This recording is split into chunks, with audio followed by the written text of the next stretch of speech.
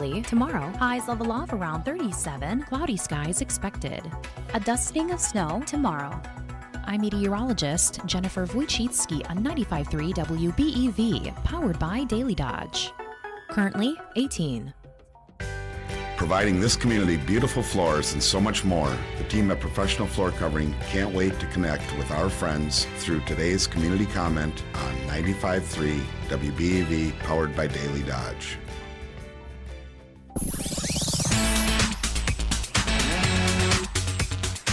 And welcome to Community Comment here on 95.3 WBEV.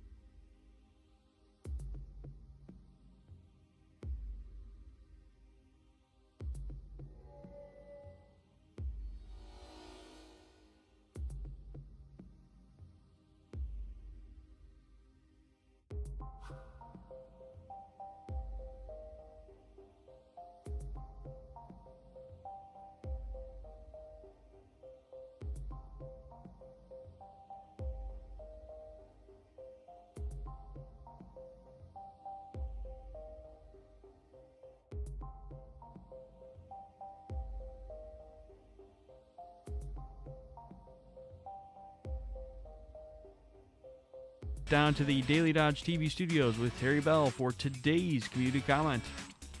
Thank you very much, Jake, and welcome everyone to Community Comment. Our guest today is State Representative Mark Bourne, who's just gotten off a very busy week, and we have plenty to talk about. So, Mark, welcome to the program. Good morning. Good to be here. Absolutely. And if you have any questions or comments for Mark, we invite everyone to join the program. You can call or text 920-887-9595, or you can call the WBEV studio line at 885-4446. Plenty to get to, but one of the highlights every year is the State of the State address, and I was wondering, what takeaways you had from that speech. Yeah, State of the State last week, I think. I'm pretty sure. Or was it 2 weeks ago already? Now I've lost track. Last week was so long. We were in session Tuesday, Wednesday, Thursday, Friday. I think that Tuesday was the start of that week with the State of the State address. And, there was a few things. I think that the governor started off, very bipartisan, cited a lot of things that we were able to reach agreement on. In some ways over his entire time in office, certainly focusing on some of the stuff in the last couple of years. A lot of that was good. I noted as he was working through some of that stuff, like tax relief, the big affordable housing package from last session, a bunch of criminal justice reform, and a bunch of criminal justice positions in DAs and the courts and public defenders from last session. Those were all initiatives that were led by the legislature. These weren't things that the governor was advocating for in his budgets. So I thought it was interesting that a lot of the things he chose to cite as the great bipartisan work were things that the legislature led on the last few years. So certainly, proud to get those things accomplished and to lead on those issues for the state of Wisconsin. Unfortunately, the speech then kind of dove into, I don't know if you'd call it, depending on your point of view, maybe the greatest hits, Groundhog Day, just more of the same from this governor, bringing up expansion of government, new state agencies, or I think he calls them offices, things that we've rejected multiple times already. I just don't see, there isn't a need to grow government. There isn't a need to make government more a part of our lives. And this is something that certainly he's advocated for in every budget. And, now that he's in his final year, there's no more budgets for him to work on. So in his last speech, he was kind of calling for a lot of those same things that, we've rejected multiple times and that I don't really hear folks talking about in my district as a priority. And so that was a little disappointing to kind of dust off that stuff again. But overall, as the governor pointed out, we've done some good bipartisan work. and he's in his final months now of his term, and that's part of why more attention is beginning to focus on the governor's race, and even though it's still 9 months away, the fall election. Yeah, I mean, we're really heading into the home stretch of his time as a lame duck governor. Is there anything that can be accomplished? I mean, I don't think the assembly isn't coming back to the floor until next January, as far as I know. He doesn't have another budget to work on. What is this stretch of time? How productive can it be, or should it be? Well, I'm hopeful that it can be productive yet. We spent most of the last couple of weeks trying to negotiate a package with them that unfortunately we weren't able to complete yet. But the state is in sound financial position. We have about a $2.5 billion surplus, and Assembly Republicans certainly want to return the majority of that to the taxpayers. But we're also open to making some key investments. And so we spent a lot of time last week. Unfortunately, the governor spent a couple of days not responding to our offer. Didn't respond until late Tuesday from an offer that we sent him early Monday. Lost some time there, but we're still hopeful that we can reach a bipartisan compromise on that. And certainly the Assembly can come back into session at any point in either special session or extraordinary session. The difference is who calls it. That's all that means. A special session is called by the governor, and extraordinary session is called by the legislature. But yes, our regular session did wrap up here on Friday, last Friday.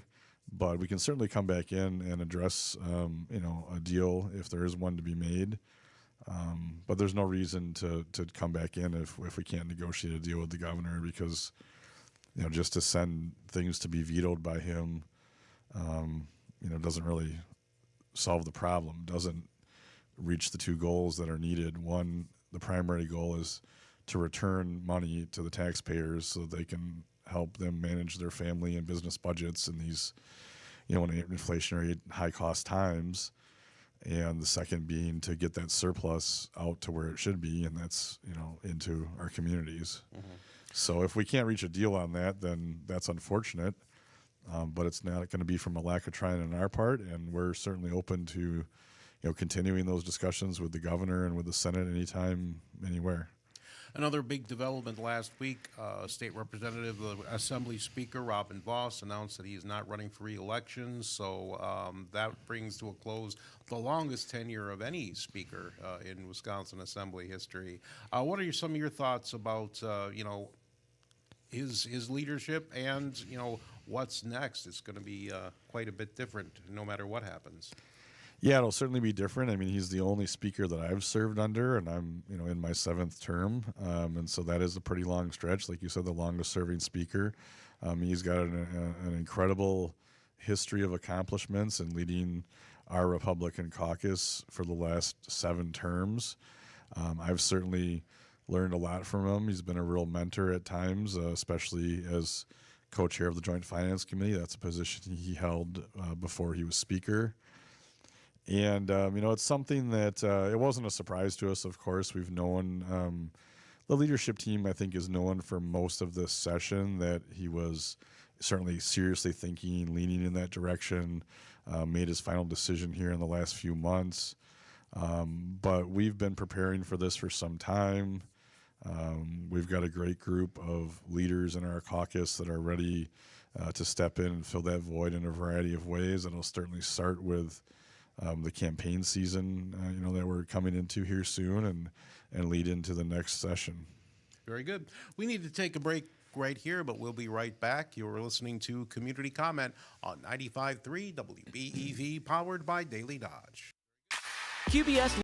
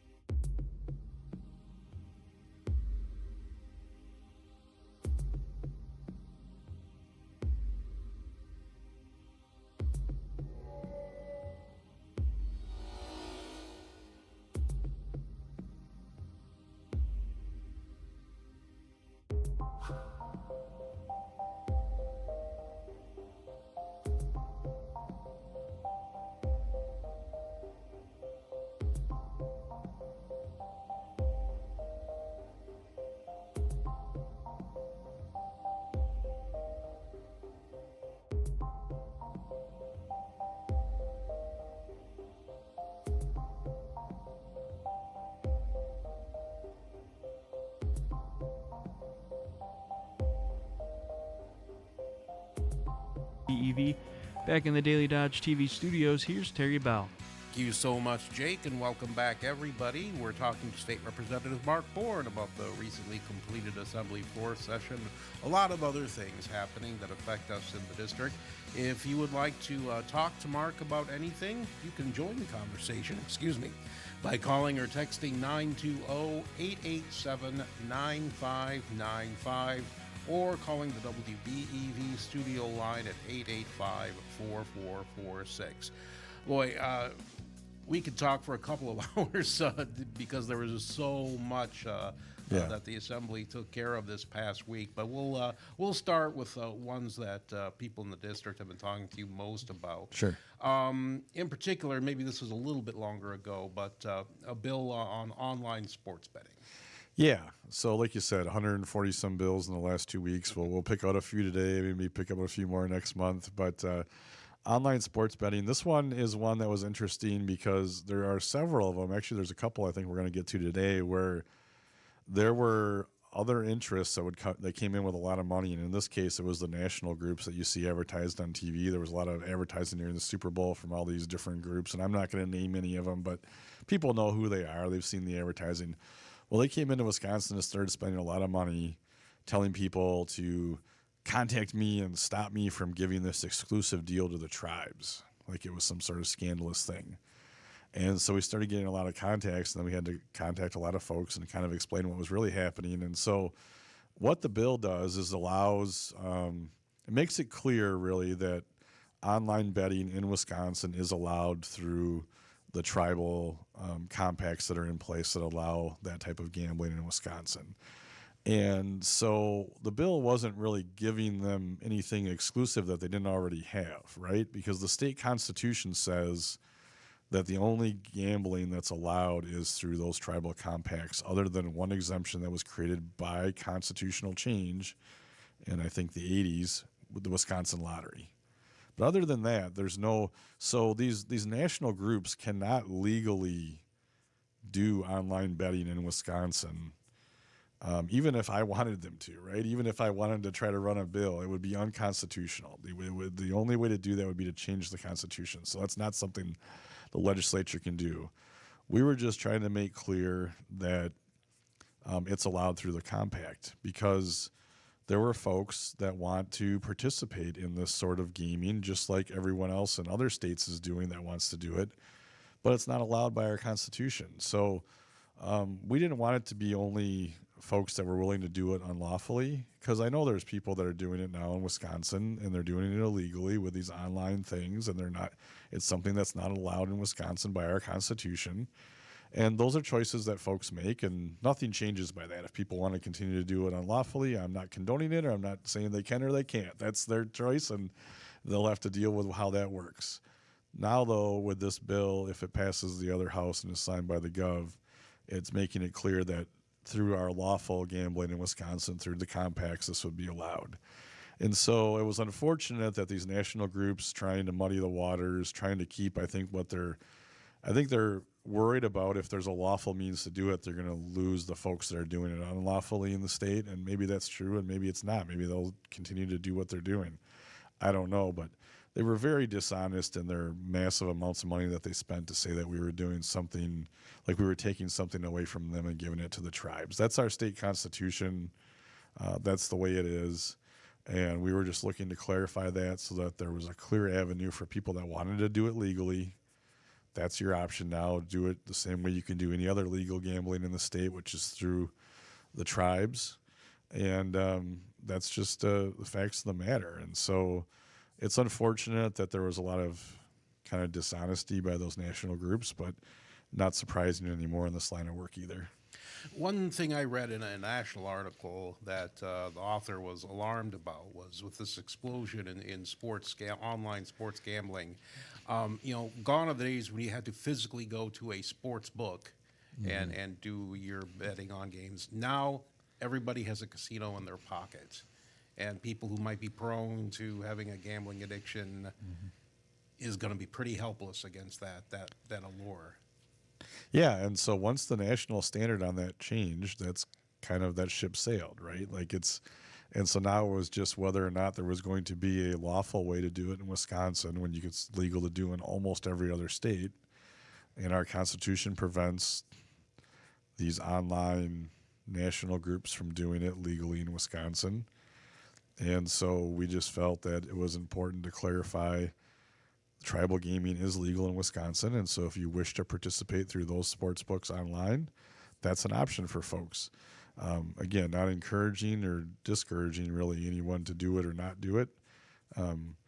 Gambling comes with its risks, just like drinking alcohol or anything else does, and adults have to make their own decisions. Another bill that got a lot of attention here in the district was one to regulate wake surfing.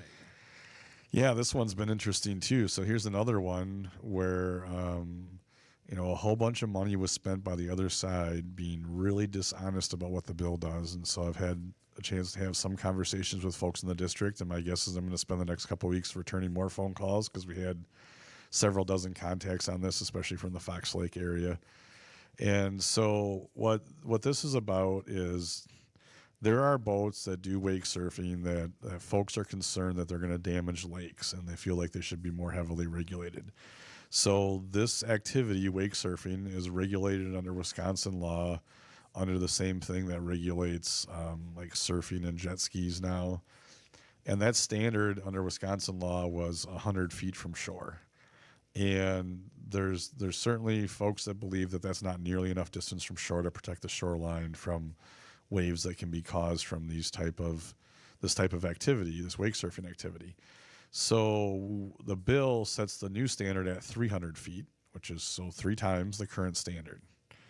And I think that's an important start to at least have a state standard that does more to protect shorelines. But the important part is there is nothing in this bill in any way that changes the ability of local jurisdictions to regulate their lakes differently. So a local jurisdiction, say, for example, Fox Lake, they can't set a shoreline now less than 300 feet.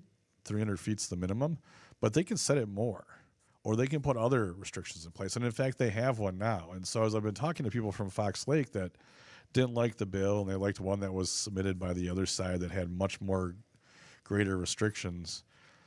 And I said, just keep your current restrictions, keep your local restrictions. There's nothing preventing you from doing that. And so if you already have it or you want to have it on your local lake to restrict wake surfing in a different way, as long as it's not less restrictive than the state, and no one's talking about that, everyone's talking about more restrictive, then just do it. And I think that's what was so dishonest from the folks that just hate these boats and just want them to go away, which of course is not something that can happen. You can't ban a boat. You have to ban a particular type of use.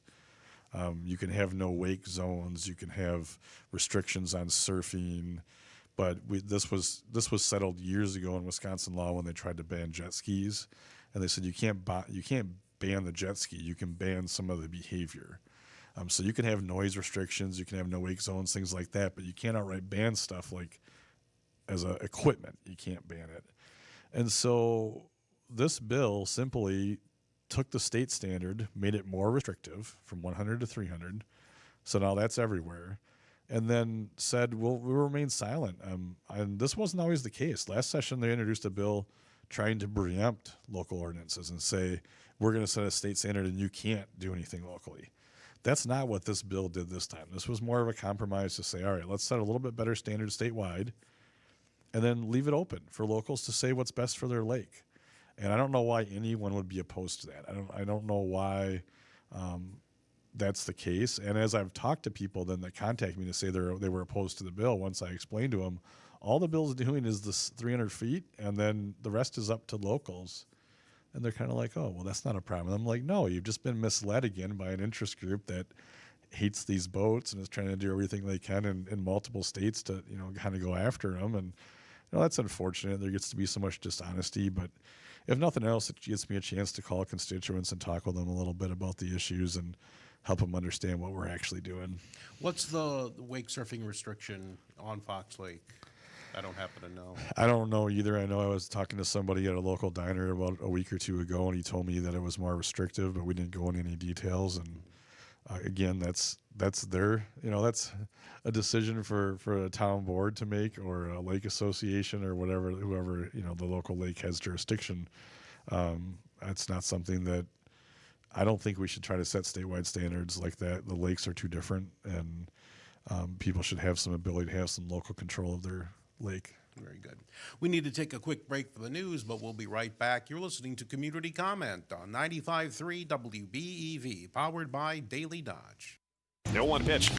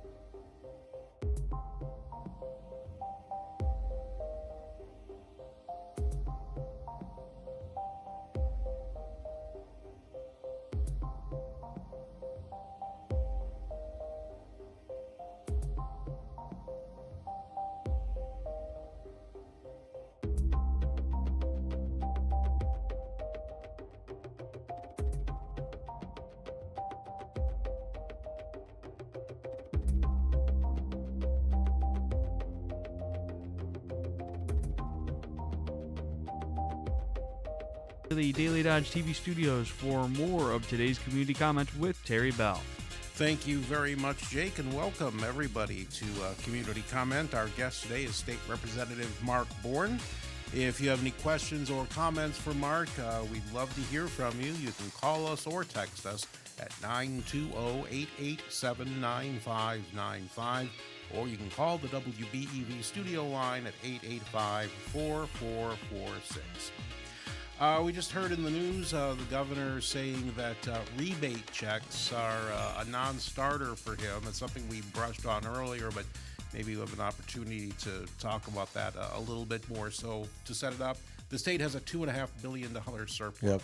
And the debate right now is what to do with it. And rebate checks has been floated out there as one idea. The governor doesn't seem interested. No, and I'm not sure why. That's unfortunate. You know, we sent him a proposal that included returning about 2/3 of the money roughly in a rebate check, and also then meeting him at his request to invest in some special education and some school funding.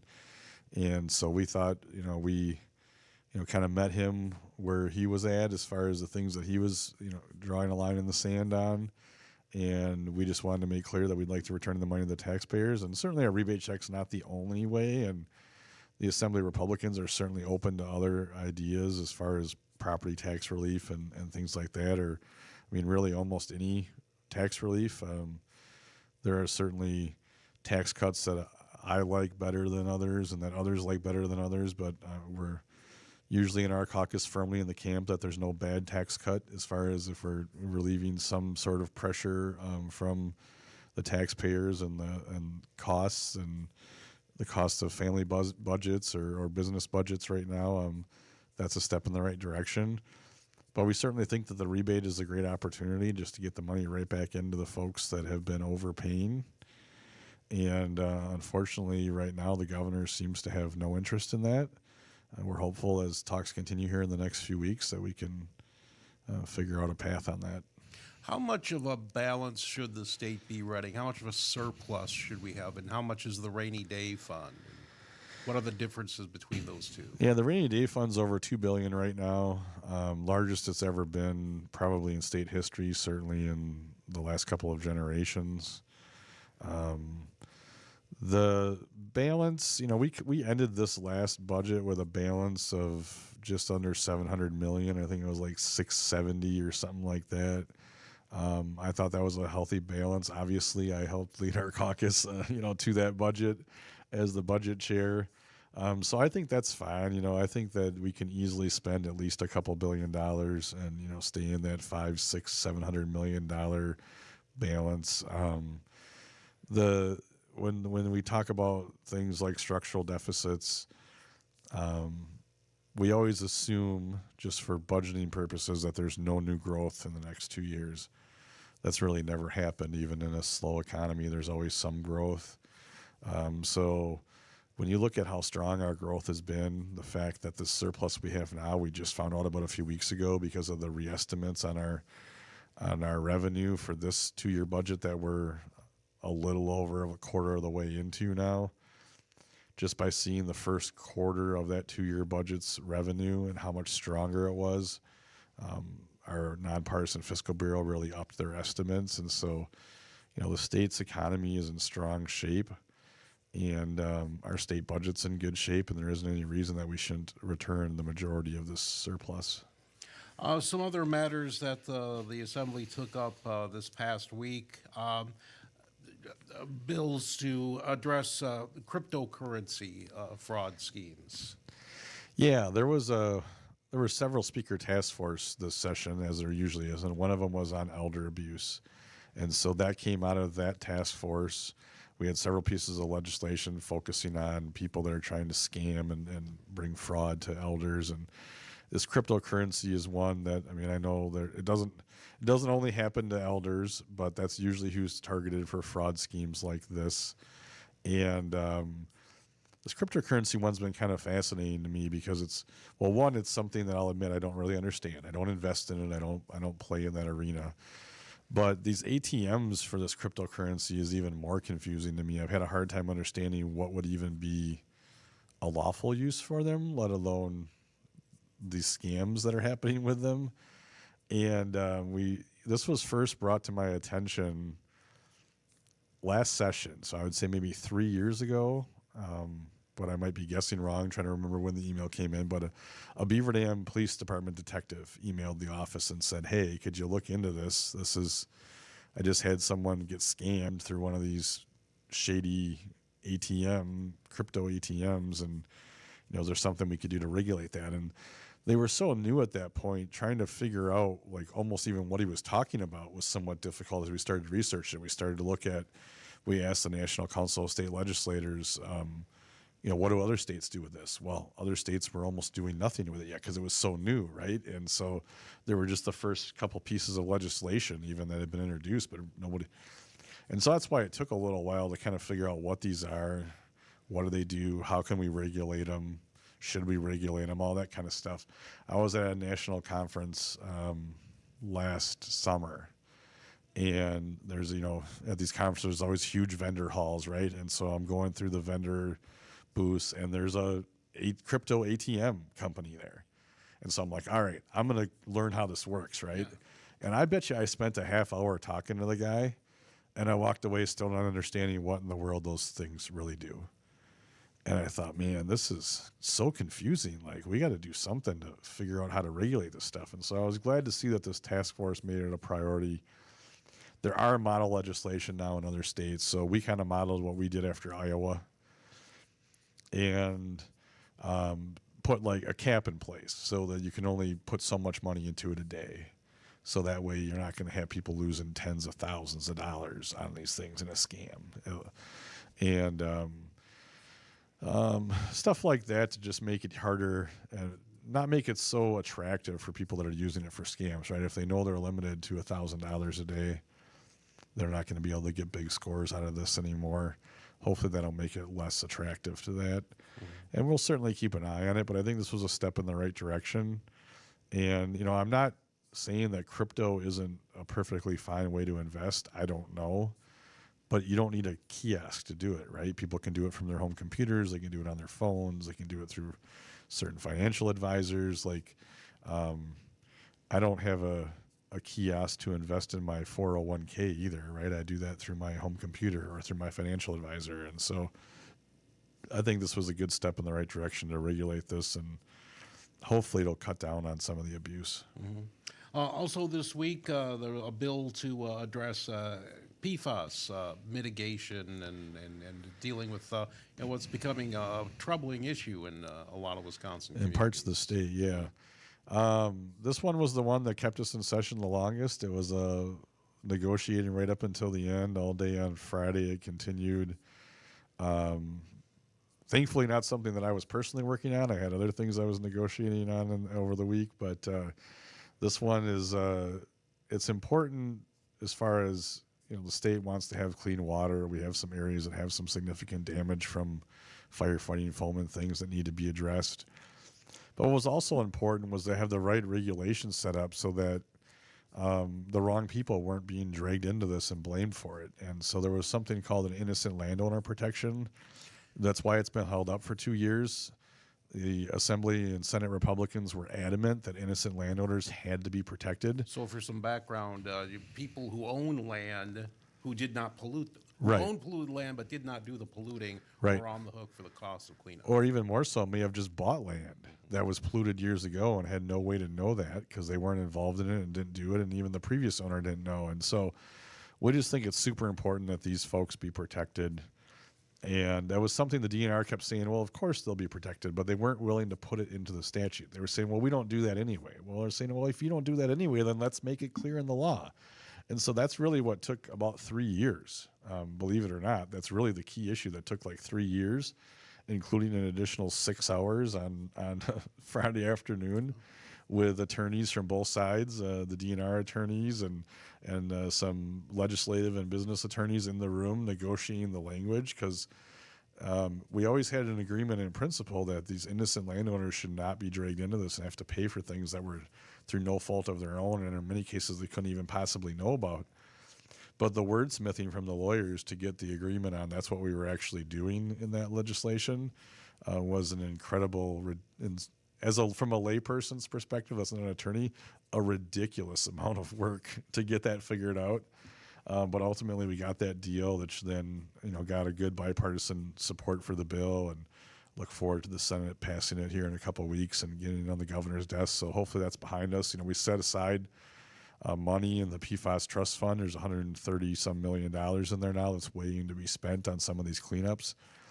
But it was all stalled because we couldn't find agreement on making sure these innocent landowners were protected. And some people might say it's ridiculous that it took 3 years on that, but I tell you what, if it took 2 years more, I'd stand by that, because we had to protect those innocent landowners. You can't have people lose their small businesses or their homes or their farms because of things that they had nothing to do with. It's just not right, and it was important to make sure they were protected.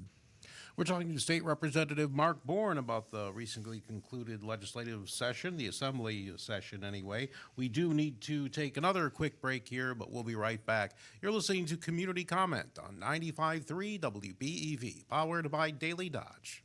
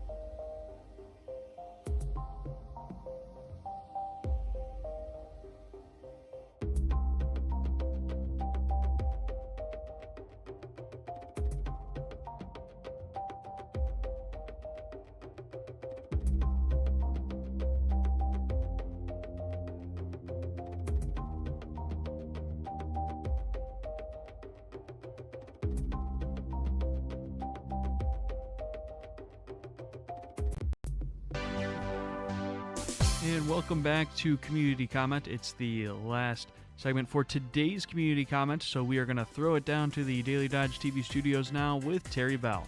Thank you very much, Jake, and welcome back, everybody. We're talking to State Representative Mark Bourne, and you can talk to State Representative Mark Bourne, too, if you like. You can call us or text us at 920-887-9595, or you can call the WBEV studio line at 885-4446. I know one thing that a lot of people don't understand about the job, Mark, is that even though when we say, the session is over or the floor session is over, that it sort of gives the impression that everyone's hung it up for several months. Yeah. Truth is, there's work that continues to be done all year round, and that's what you have a lot of responsibility for, especially being co-chair of the Joint Finance Committee. Yeah, the floor period is ended, and that ends traditionally when you get close to the election cycle. There's a lot of history behind that. There were certainly, I think the thoughts were that the representatives, a lot of them travel from great distance, many hours, need to get back to their districts, talk to their voters. There was also thoughts that you shouldn't still be in when you're on the ballot voting on stuff and raising money, and some of the confusion or the uncertainty on what that meant for ethics and stuff. So there's always been a separation between that. It used to go a little bit later because papers used to not be circulated until later when we had our primaries in September instead of in August. And so some of that's changed over the years, but that's kind of always been the history of why the official legislative session comes to an end in the spring of the election year. But as you're saying, work doesn't end there. Obviously, the floor periods in the Assembly and the Senate when the actual voting happens is a very small amount of the actual work. I mean, in fact, the legislation that gets approved in a floor period, which is necessary for it to become law, has been worked on for sometimes days, sometimes months, sometimes years outside of there in the committee process, and sometimes through some other processes like study committees or the Speaker's Task Force that I mentioned earlier. So those works will continue. I mean, I know there's committee work scheduled this week yet, some informational hearings, some Senate committees. The Joint Finance Committee will continue to meet for the rest of the year as needed. We will meet again probably in a week or two to prepare bills for the Senate floor period. We have a number of things that the committee continues to work on that allows for budget adjustments through a 1310 process and things like that. So the work continues.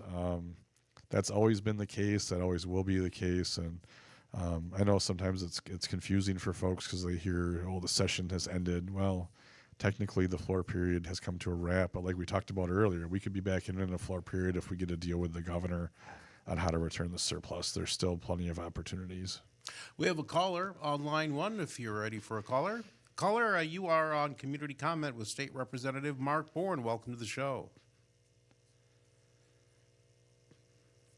Line one, you're on Community Comment with State Representative Mark Bourne. Good morning. Good morning, and can you hear me? Yep, loud and clear. All right, sounds great. I heard you're reviewing several bills that are coming up, and I don't have the bill number in front of me, but the one that's regarding excluding state income tax for our National Guard soldiers regardless of status. And I just wanted you to know that that bill does have my support. I think what they do for the state is a great benefit, and many other states do have a state tax exempt for their National Guard members. So just looking for your input and feedback on that bill. Thank you, caller. Yeah, thanks for calling. I agree with the caller. I don't have any problem with that bill.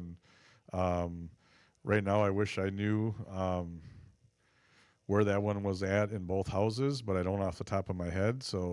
But we can certainly contact the office as well directly, and then we can talk more about it. But personally, I don't have any problem with that bill. And the bill is that some but not all of part-time military pay is tax exempt. Some is, some isn't. Right.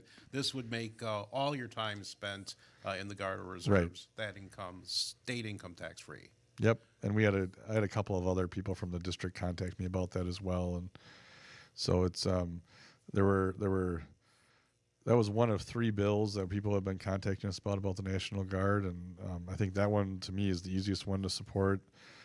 It's kind of a no-brainer to me. I don't think it should matter if you're on federal or state duty, and have one be exempt and have the next one not be, but we'll have to see if it makes its way through the final process. Okay, we have another caller, line 2. You're on Community Comment with State Representative Mark Bourne. Good morning. Line 2, you're on Community Comment. Good morning. All right, it looks like this one actually dropped. Okay, well, that's a shame, but we're running out of time anyway. So we Mark- got to rush at the end there all of a sudden. Yeah, Call I in guess earlier, so. folks. Oh, gosh. Yeah, well, that would be, everyone's welcome to call Yeah. in. You're absolutely right. Yeah. With just a minute or so left, any kind of updates with the stewardship program you'd like to share? Yeah, so this is one that, I mean, we've talked about on the show before. I've been part of, helping to save this program a couple of times already, and this was the latest round. We were able to pass the program through the state assembly, and it is in the Senate now. Unfortunately, it seems to have hit a stumbling block there, and so I'm concerned that it might not make it through, but there is still time here in the next few weeks, and so we're certainly hopeful that we'll continue to have that program here in Wisconsin, but I certainly appreciate the work of my colleagues that have been able to at least move it through one house. We'll see if we'll be able to get it through the second house. Very good. And with that, we'll wrap things up. You've been listening to Community Comment on 95.3 WBEV. Our guest today has been State Representative Mark Bourne. Thanks so much for spending the last hour with us. Good to be here as always. You're listening to 95.3 WBEV, powered by Daily Dodge. This summer,